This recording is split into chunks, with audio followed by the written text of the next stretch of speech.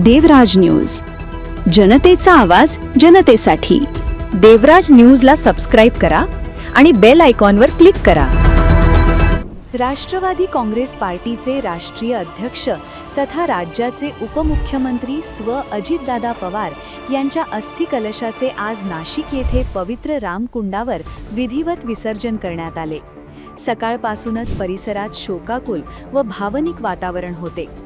अस्थि कलश नाशिक येथे आणल्यानंतर उपस्थित मान्यवर व कार्यकर्त्यांनी अजितदादा पवार यांना श्रद्धांजली अर्पण केली।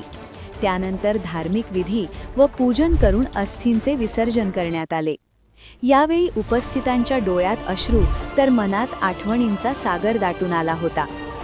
या प्रसंगी मंत्री छगनराव भुजबळ, मंत्री नरहरी झिरवाळ, माजी खासदार समीर भुजबळ, आमदार पंकज भुजबळ, आमदार माणिकराव कोकाटे, आमदार हिरामण खोसकर, आमदार सरोज आहिरे, माजी आमदार जयवंतराव जाधव, नगराध्यक्षा प्रेरणा बलकवडे, राष्ट्रवादी काँग्रेस पार्टीचे शहराध्यक्ष रंजन ठाकरे, काँग्रेसचे शरद आहेर, जिल्हाध्यक्ष विष्णुपंत म्हैसधुणे यांच्यासह अनेक नेते, पदाधिकारी व कार्यकर्ते मोठ्या संख्येने उपस्थित होते।